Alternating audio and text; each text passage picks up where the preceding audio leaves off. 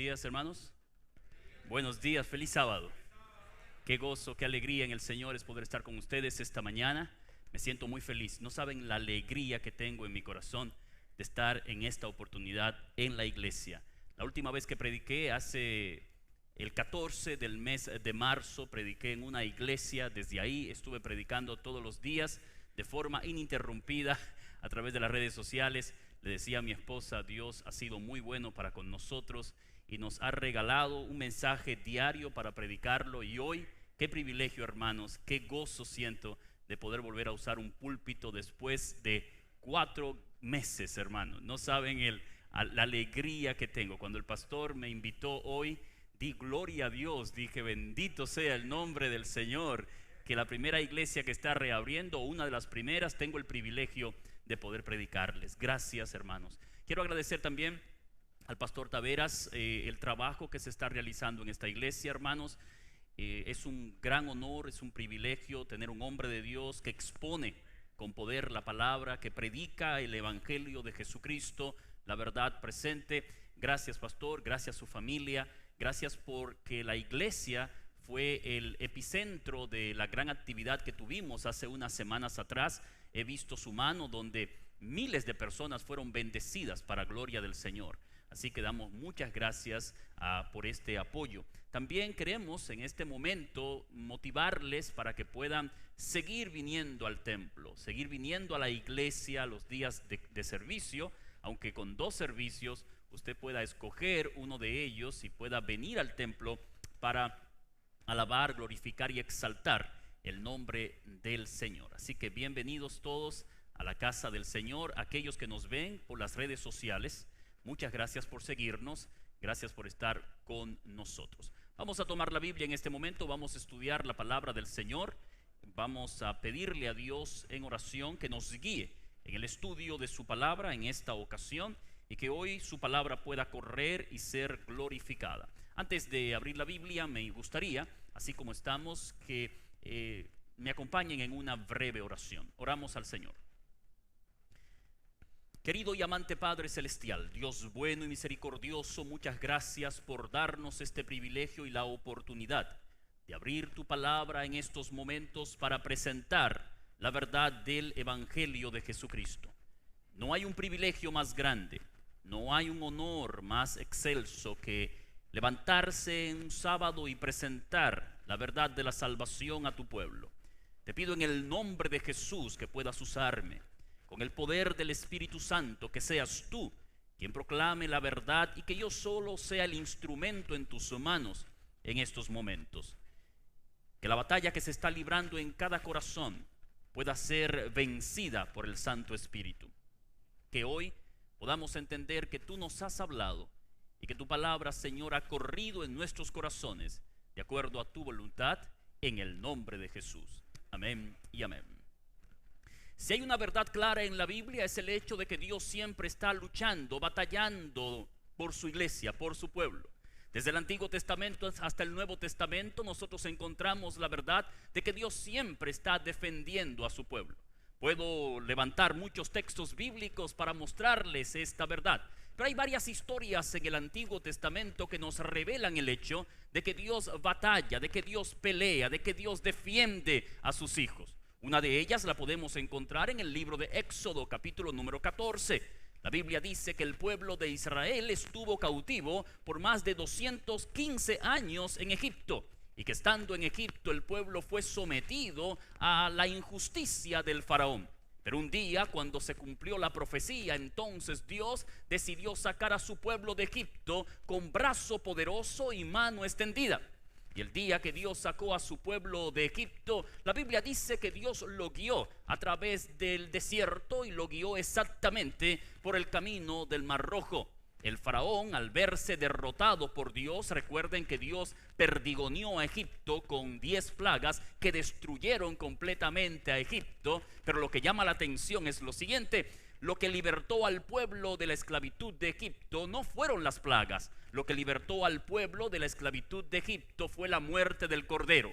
El día que el Cordero murió, ese mismo día Israel fue libertado. Y esto llama la atención poderosamente, porque lo que nos liberta a nosotros no es solamente las obras magníficas de Dios, sino la más grande obra, la muerte del Cordero Jesucristo, que dio su vida por nosotros. La Biblia dice que el Señor guió su pueblo a través del camino hacia el Mar Rojo. Y estando allí en el camino del Mar Rojo, había montañas a la derecha, montañas a la izquierda, y el mar como un obstáculo delante de ellos. El faraón venía detrás, y cuando el pueblo se vio en esas circunstancias, cuando el pueblo se vio en ese problema, dice que tuvo miedo, tuvo temor. Y es allí cuando el siervo de Dios, Moisés, le da un mensaje al pueblo, un mensaje de aliento, un mensaje de confort, un mensaje de fe. Y este mensaje lo podemos encontrar en Éxodo capítulo número 14, versículos número 13 y 14. La Biblia dice que Moisés, con voz potente, con voz de líder, le dijo al pueblo: no tengan miedo. Vean la salvación que Dios va a hacer con ustedes hoy, porque los egipcios que hoy están viendo, nunca más para siempre lo van a ver. Y el texto número 14 dice: Jehová peleará por vosotros y vosotros estaréis tranquilos.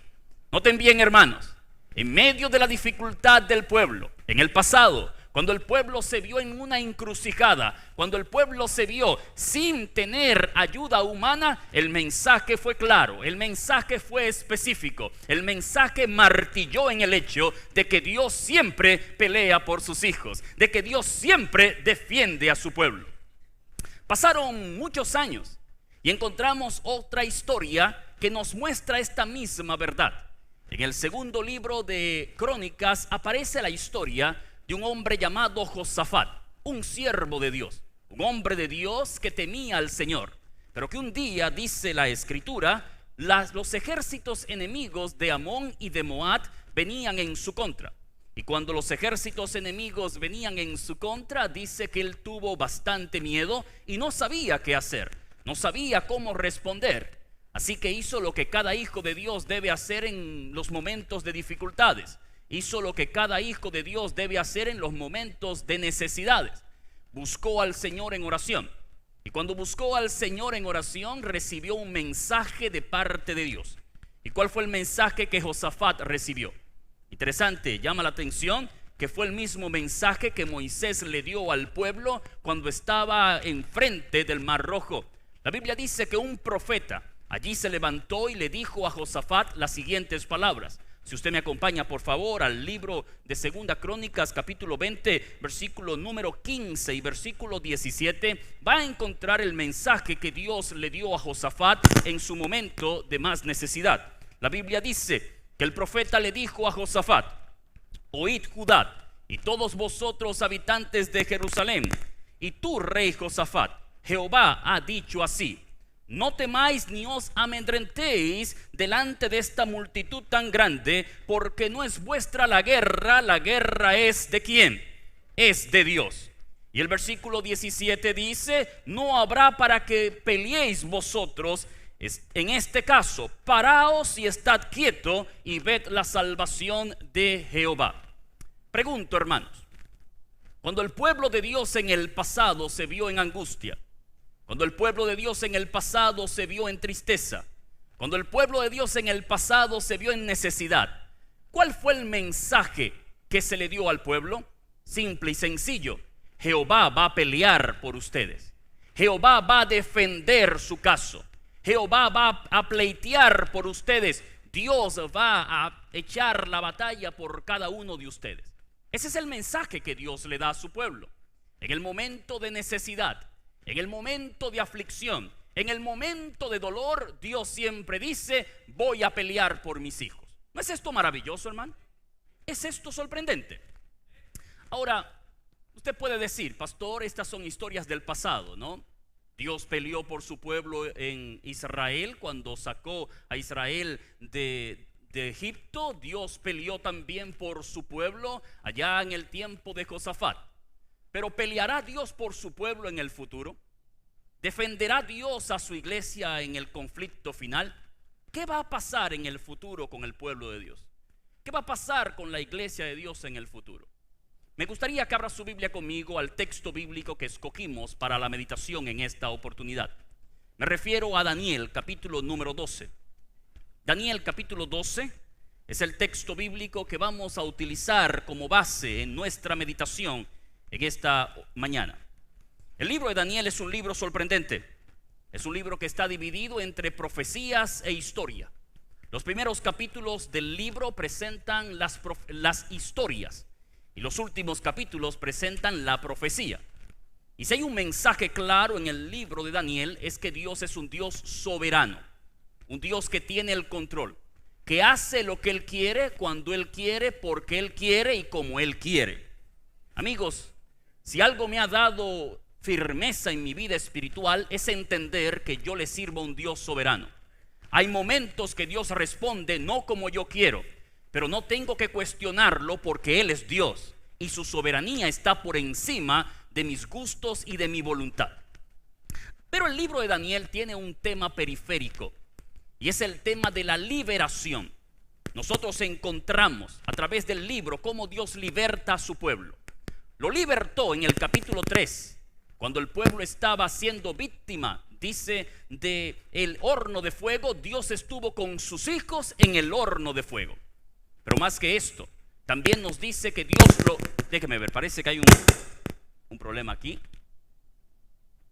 ¿Es el micrófono?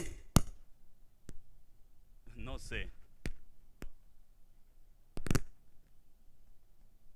¿Listo? ¿Es este o el otro?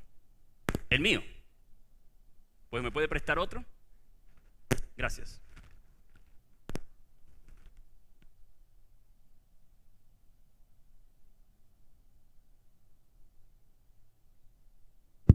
Listo, gracias. Pues le estaba diciendo que Dios presenta el tema de la liberación en el libro de Daniel. En el capítulo 3, Dios libertó a su pueblo del horno de fuego, a sus hijos del horno de fuego. Y es interesante que Dios lo libertó, dice la Biblia, Dios estuvo con ellos en el horno de fuego. En el capítulo 6, Dios entonces liberta a Daniel del foso de los leones. De manera sorprendente, Dios permitió que su siervo fuese echado en el foso de los leones, pero en el foso de los leones encontramos a Dios con su hijo.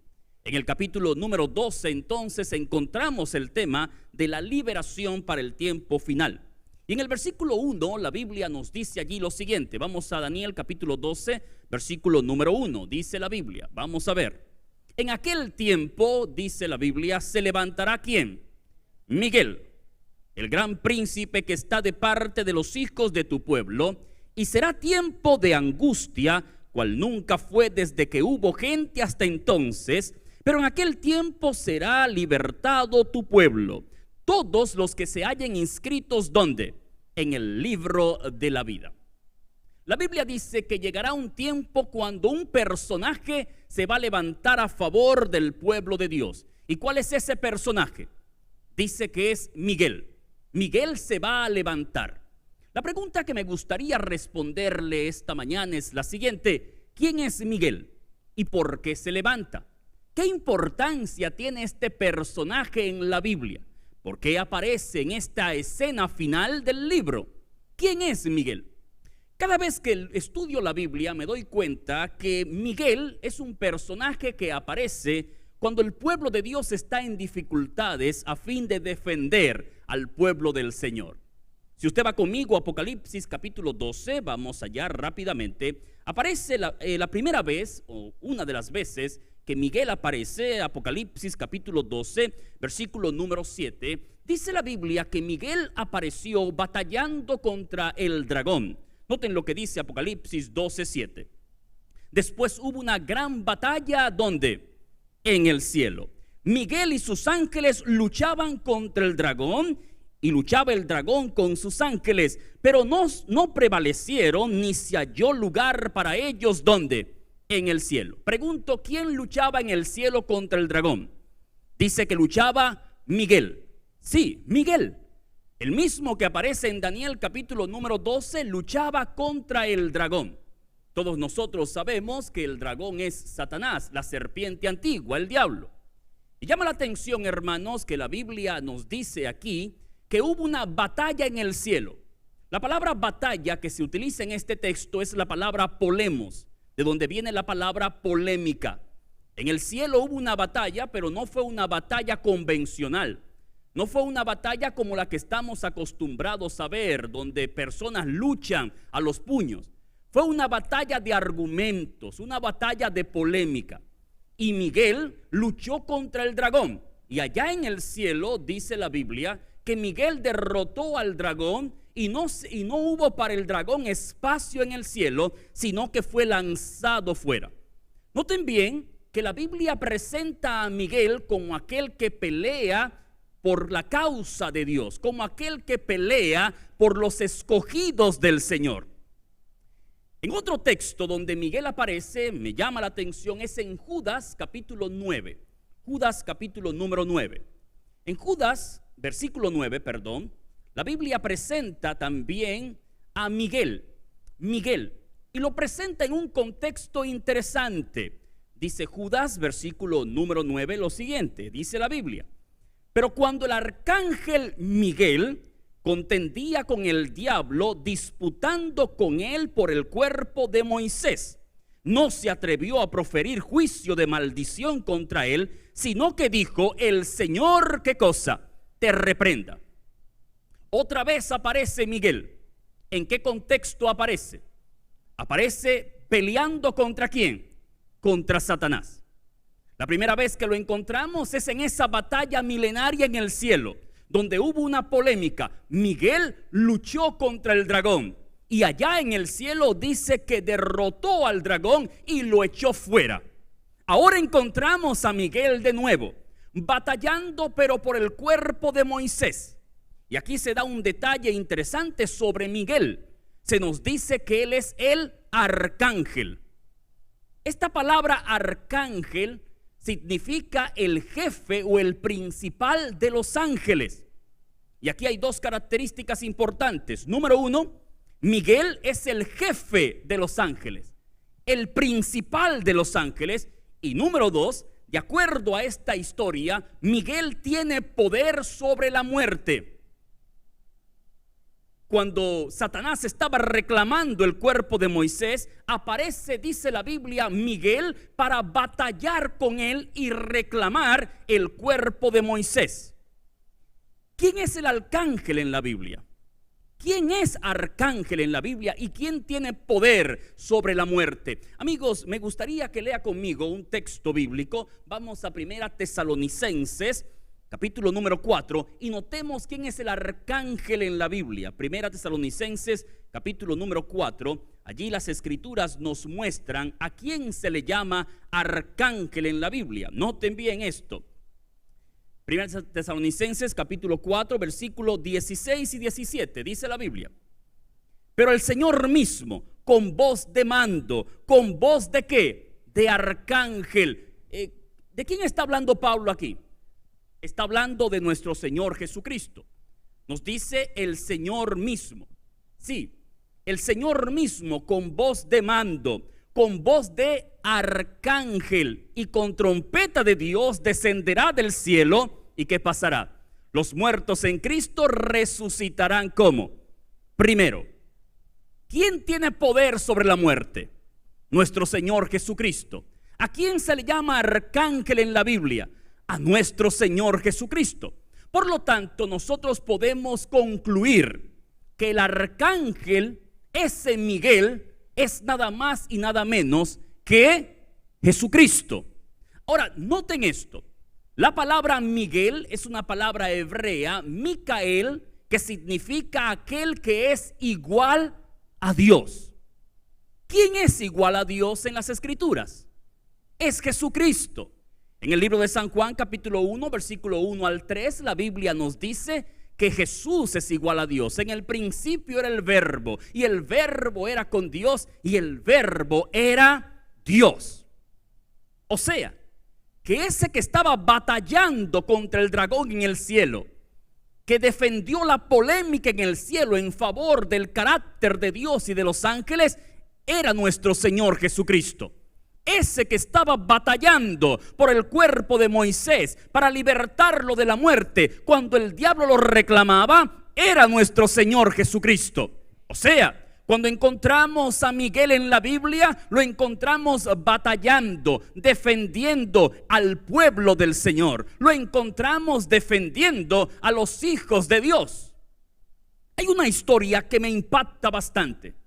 Una historia que llama mi atención especialmente en el contexto cuando Miguel aparece. En el libro de Daniel, capítulo 10, me gustaría que vaya conmigo allí porque es otro texto donde Miguel aparece. Daniel capítulo número 10, hermano. En Daniel capítulo 10 aparece una oración, una lucha milenaria, una lucha especial que se lleva con la oración que hace Daniel. Daniel dice que se acercó a Dios a orar y duró 21 días orando, hermano. Yo no sé si usted ha tenido esta lucha espiritual. 21 días de rodillas pidiéndole a Dios algo y la respuesta de Dios no viene. 21 días rogando y la respuesta de Dios no aparece. Y a los 21 días entonces la respuesta de Dios vino. La pregunta que nos hacemos es la siguiente: ¿por qué tardó tanto la respuesta de Dios? ¿Qué pasó? Si Dios le iba a responder a su hijo, ¿por qué no le respondió en el momento? La Biblia dice lo que aconteció. En el capítulo número 10 de Daniel, versículo número 12, dice que el ángel se le acercó al profeta y le dijo: Daniel, no temas, porque desde el primer día que pusiste tu corazón para entender y humillarte en la presencia de tu Dios, fueron oídas tus palabras, y a causa de tus palabras yo he venido. Pregunto, hermano, ¿desde qué momento la oración fue escuchada? Desde el primer día. Desde el primer día. Desde que Daniel oró, la oración fue escuchada y la respuesta fue enviada. Pero detrás de Daniel, detrás del velo, detrás de lo que Daniel no podía ver, estaba aconteciendo algo. Había un conflicto, una batalla, una lucha. Noten lo que dice el texto bíblico, versículo número 13. Mas el príncipe del reino de Persia se me opuso durante 21 días. Me detengo aquí. Daniel está orando al Señor, pidiendo durante 21 días un pedido especial. Dios había enviado la respuesta, pero un ser espiritual se había levantado y durante 21 días se le había opuesto. ¿Se imaginan ustedes, hermano? Detrás de nosotros está gestando una batalla espiritual, una gran batalla espiritual. Pero ¿quién salió a defender entonces al ángel que estaba siendo opuesto por el príncipe de Persia? Noten lo que dice la Biblia. Pero he aquí, Miguel, uno de los príncipes principales, vino para ayudarme y quedé allí con los reyes de Persia. Pregunto, hermano, ¿quién apareció entonces para ayudar a este ángel que estaba siendo opuesto por el príncipe de Persia? ¿Apareció quién? Miguel. Miguel. Noten bien, hermanos, el contexto. Noten bien el hilo del pensamiento. Cuando en el cielo el dragón se levanta para batallar contra los ángeles, ¿quién se levanta para defenderlos y defender el reino de Dios? Miguel. Cuando Moisés está siendo reclamado por Satanás, reclamado su cuerpo, ¿quién se levanta para defenderlo? Miguel. Cuando Daniel está en ese conflicto espiritual y los demonios y el príncipe de Persia se oponen para que la respuesta llegue, ¿quién se levanta? Miguel. Miguel siempre se levanta para defender a su pueblo. Miguel siempre se levanta para defender a sus hijos. Miguel siempre se levanta para pelear por sus elegidos. Miguel siempre se levanta para luchar por los favorecidos de Dios. Miguel se levanta. Noten esto, hermano, y quiero que quede claro en esta mañana. En el pasado, cuando el pueblo de Dios estaba ante el Mar Rojo, dice que el mensaje fue: Dios va a pelear por ustedes.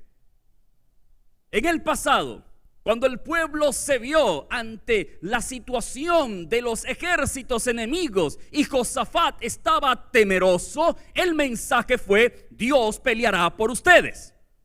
En el futuro, ¿cuál es el mensaje de Dios?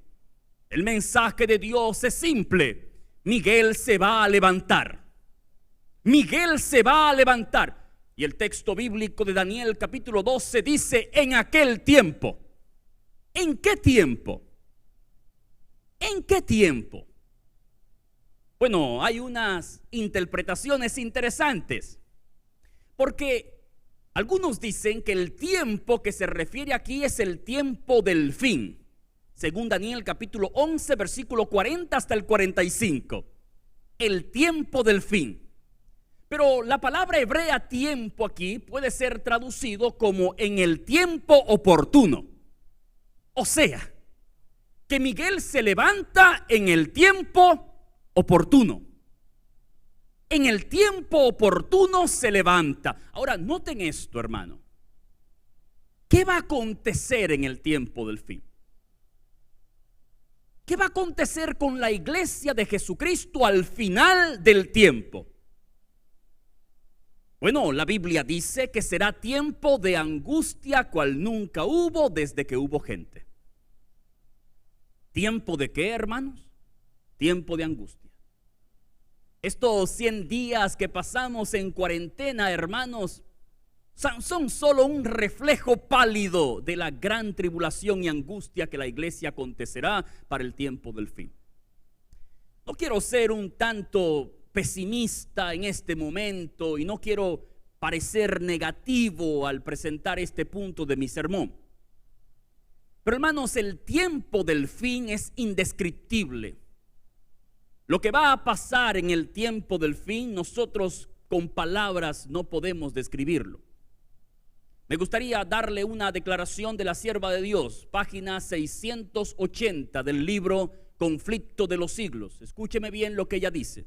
La imaginación más fecunda, ¿cómo dice? La imaginación ¿qué? Más fecunda no logra describir los acontecimientos de la crisis final. Escúcheme bien, hermano. Solamente deténgase por un momento. Su imaginación, mi imaginación, por más fecunda que sea, no logra describir la crisis final que nosotros vamos a enfrentar como pueblo de Dios. ¿Qué va a pasar con la iglesia en el tiempo del fin? Amigos, los ataques a la iglesia vendrán externos e internos. La Trinidad pagana descrita en Apocalipsis capítulo 12, capítulo 13 como el dragón, la bestia o el anticristo y el falso profeta se levantarán en contra de la iglesia.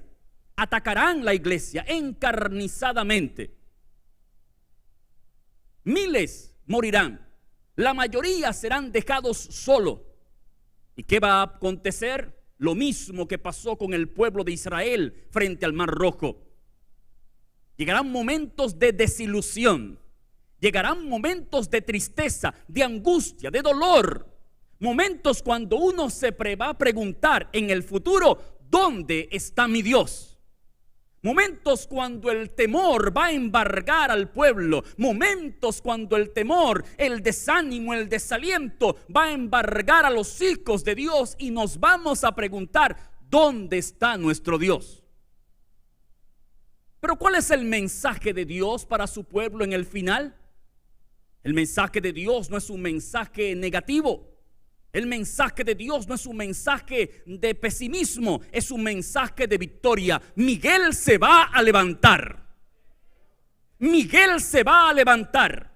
Y este levantamiento de Miguel es un grito de batalla, un grito de guerra. Lo que Dios está diciendo: cuando mi pueblo esté en una encrucijada, cuando no sepa qué hacer, cuando todo el mundo esté en su contra, cuando nadie crea en él, cuando la mayoría los abandone, Miguel se levantará.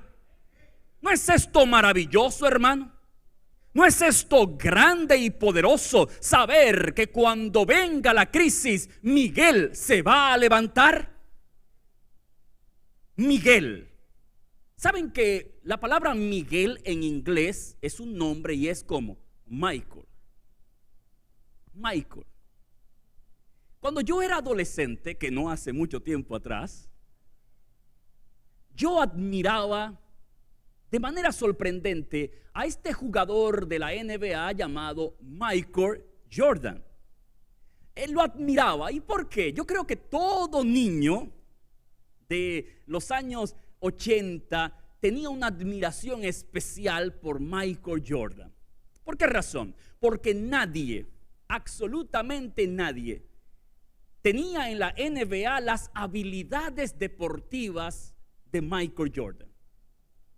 Uno se quedaba electrizado al mirarlo. ¿Cómo podía tomar el balón? ¿Cómo podía burlar los jugadores? ¿Cómo podía acercarse al aro y encestar de manera magistral un punto para su equipo? Bueno, Michael Jordan fue tan grande en el ámbito del juego que llevó a los Chicago, a su equipo, a 6 campeonatos de victoria. ¿Usted se puede esto imaginar, hermano? Incluso, escúcheme bien. Hay tantas historias referente a Michael Jordan. Él abandonó la NBA y se fue a jugar béisbol. Y cuando pasó esto, el equipo perdió el campeonato.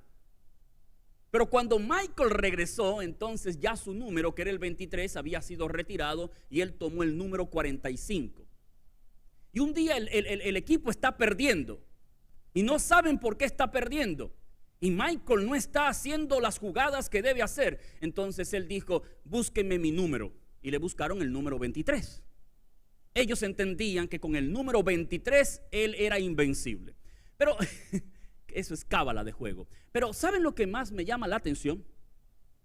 En varios campeonatos, en las finales de varios campeonatos, el equipo de los Bulls de Chicago estaba siempre perdiendo por puntos, faltando segundos. Y los segundos en la cancha de básquet van pero sigilosamente rápido. Así que cuando faltaban segundos para que el juego estuviese terminando y el equipo estaba perdiendo, había una jugada obligatoria.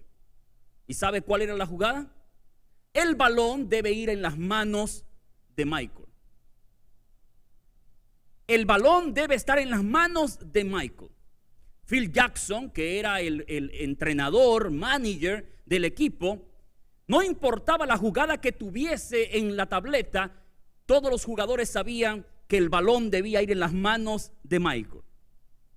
Así que faltando segundos, el equipo contrario ya saboreando la victoria, el balón llegaba a las manos de Michael y de manera sorprendente burlaba uno, burlaba dos, encestaba el canasto de la victoria y allí en el último segundo, con la respiración, la gente con la respiración entrecortada, amigos, se encestaba la bola en el canasto.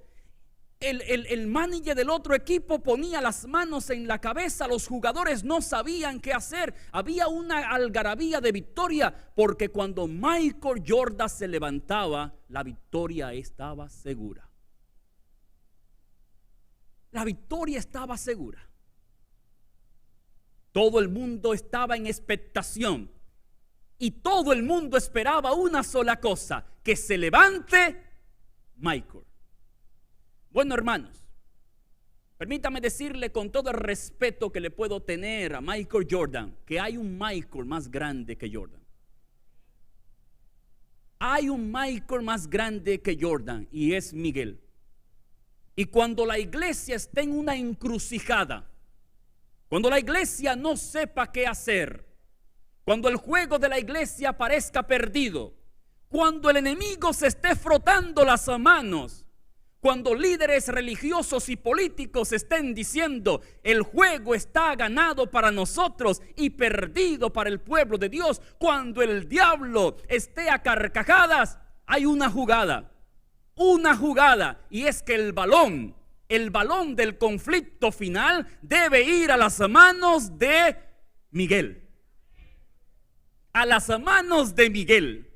Y cuando el balón llega a las manos de Miguel, hay una sola palabra y es la palabra victoria, porque cuando Miguel se levanta, la victoria de la iglesia, la victoria del pueblo está completamente asegurada. Deje que Miguel se levante. No se desanime, no se desaliente, que cuando Miguel se levanta, la victoria es segura. Oh, hermano, por eso no me desaliento ni me desanimo referente a la condición de la iglesia. A veces nos desanimamos diciendo, vemos la iglesia militante y nos preguntamos cómo esta iglesia pasará los conflictos finales. ¿Sabe cómo lo va a pasar? Miguel se va a levantar. Miguel se va a levantar. Y cuando Miguel se levanta, hermanos, el juego está asegurado. La victoria es segura. Así que hemos visto esta mañana dos puntos en la historia. En el pasado, Dios peleó por su pueblo. Frente al Mar Rojo, Dios peleó por su pueblo. Cuando Josafat estaba desanimado, Dios peleó por su pueblo. En el futuro, Dios peleará por su pueblo.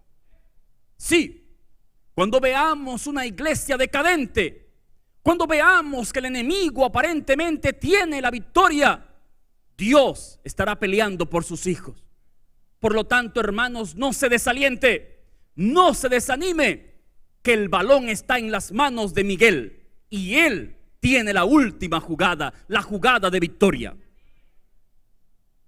Ahora, hermanos, tú y yo no vivimos ni en el pasado ni vivimos en el futuro. Tú y yo estamos viviendo en el presente. ¿Qué mensaje tiene Dios para ti en el presente? Puede ser que tú me digas, pastor, muy bien, creo poderosamente que Dios peleó por su pueblo en el pasado. Creo que Dios peleará por su pueblo en el futuro. Pero ¿está Dios dispuesto a pelear por mí en el presente? Puede que en esta oportunidad, mientras estoy predicando, alguien aquí está batallando profundamente con un problema en su hogar y se pregunta, ¿qué hará Dios? A lo mejor mientras estoy predicando, algunos de ustedes o aquellos que me están mirando a través de las redes están batallando, luchando contra un diagnóstico, una enfermedad, y se pregunta, ¿qué hará Dios? Puede que ahora mismo, mientras estoy predicando este mensaje, alguien está batallando contra la adicción de un hijo en las drogas y se pregunta, Dios, ¿qué puedes hacer? A lo mejor alguien está batallando con la pregunta, Dios, ¿por qué permitiste que mi hijo, mi hija o un familiar muriese en un accidente? Dios, ¿qué estás haciendo? Puede que ahora mismo, mientras estoy predicando este mensaje, alguien le dice a Dios, Señor, estoy batallando con mi situación financiera. Dios, ¿qué puedes tú hacer? Y nos encontramos como se encontraba Israel frente al Mar Rojo, sin salida, con las montañas a la derecha, las montañas a la izquierda, el ejército detrás y la circunstancia infranqueable. Y nos llenamos de pánico, de miedo, de temor, de angustia, diciendo, Dios, ¿qué vas a hacer? ¿Cuál es el mensaje de Dios para ti en el presente? Si el mensaje de Dios en el pasado fue Dios peleó por su pueblo, si el mensaje de Dios en el futuro Dios peleará por su pueblo, ¿cuál es el mensaje de Dios para ti en el presente? Acompáñeme a Isaías, nuestro último texto en esta oportunidad. Isaías, en su capítulo número 45, aparece allí, hermanos, lo que Dios hará con su pueblo al final. Dios, amigos, capítulo 49, versículo 25, allí presenta lo que Dios hará por ti en este momento. Escúchame bien, no lo que Dios hizo en el pasado, no lo que Dios va a hacer en el futuro, sino lo que Dios hará ahora. Dice Isaías 49, 25, pero así dice Jehová. ¿Quién ha dicho, hermano? Jehová, Ciertamente el cautivo será rescatado del valiente y el botín será arrebatado del tirano. Y subraya esta frase: y tu pleito yo lo defenderé. ¿Qué dice el Señor para ti? Tu pleito yo lo defenderé. Cualquiera sea tu situación, tu pleito, dice Dios, yo lo voy a defender. Hermano, si tuviese que buscar una frase para yo resumir mi sermón en esta mañana, es esta: Dios siempre pelea por sus hijos.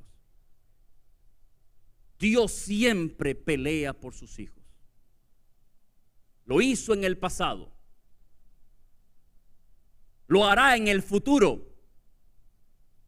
Y si lo hizo en el pasado y en el futuro, ¿no tenemos la certeza que lo hará hoy en el presente?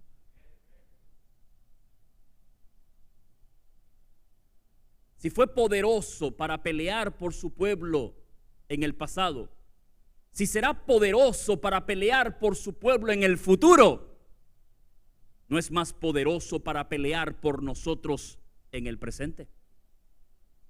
¿Cuál es tu situación? ¿Cuál es tu conflicto? ¿Cuál es tu problema? No importa cuál sea, Dios va a pelear tu pleito. Dios peleará tu pleito. Hermanos, no puedo hacer un llamado al frente en este momento por el distanciamiento social, pero puedo llamarte donde tú estás allí. ¿Hay alguna situación que entiendes que es humanamente imposible de soportar y de vencer? ¿Hay alguna situación emocional que te está destruyendo y tú dices: Señor, ¿qué vas a hacer? El mensaje de Dios es el siguiente: Miguel, que se levantará en el futuro, peleará tu pleito. No importa cuál sea tu pleito, no importa cuál sea tu situación, el Dios que se levantó en el pasado, el Dios que se levantará en el futuro, tiene poder para levantarse en el presente, hermano. ¿Es tu situación algún problema emocional? Dios peleará por ti. ¿Es tu situación algún problema económico? Dios peleará por ti. ¿Estás batallando con un problema de salud? Dios peleará por ti. ¿Estás batallando por un problema con tu hijo? Dios peleará por ti. Sí, hermano, Dios defenderá tu pleito. Solo permite una cosa. Una sola cosa debes hacer. Deja el balón, deja el juego en las manos de Miguel. Deja el juego en sus manos. Él sabe lo que va a hacer. Tú y yo no sabemos cómo puede terminar un juego, pero Dios sí sabe. Deja el juego en sus manos, solo confía. Él tiene la última jugada. Él tiene la última palabra. Me gustaría orar contigo en esta oportunidad. Ahí donde estás, si hay algo que entiendes que Dios debe batallar, dile: Señor, levántate ahora mismo. Defiende mi pleito, defiende mi causa y ayúdame, Señor, porque entiendo que solo tú tienes el poder. Gracias, oh Padre, porque en el pasado peleaste por tus hijos. Gracias, oh Padre, porque en el futuro vas a pelear por tus hijos. Gracias, oh Padre, porque si lo hiciste en el pasado, si lo harás en el futuro, tienes el poder de hacerlo en el presente. Solamente necesitamos una sola cosa, Señor: que tú te levantes, que te levantes para defendernos ahora mismo. Los enemigos nos rodean, el desánimo nos persigue, el dolor y el quebrantamiento viene a nosotros, pero Señor, levántate. Levántate con tu poder. Levántate con tu majestad, Señor. Levántate con tu fuerza gloriosa. Y así como defendiste a las huestes celestiales en el cielo, así como defendiste el cuerpo de Moisés, así como te levantaste para que la oración de Daniel fuese respondida, levántate ahora por tu iglesia de Corona, Señor. Levántate por ese hijo tuyo que está batallando. Levántate por ese hijo tuyo que se siente desalentado, desanimado, deprimido, angustiado, acabado. Levántate, Señor. Levántate por esa madre que está orando para que su hijo vuelva a los caminos tuyos. Levántate, Señor. Levántate por ese padre, por ese esposo, esa esposa que entiende que su matrimonio está completamente acabado. Levántate, Señor. Levántate, oh Señor, por esa familia que económicamente está destruida. Levántate, oh Jesús, y pelea por ellos. Pelea por ellos. Defiende su causa. Defiende su pleito. Y ayúdanos, Señor, a confiar, a depender completamente de ti. Te lo pedimos, te lo suplicamos, en el nombre de Jesús. Amén y amén. Dios me le bendiga abundantemente, hermanos. La paz de Dios en sus corazones.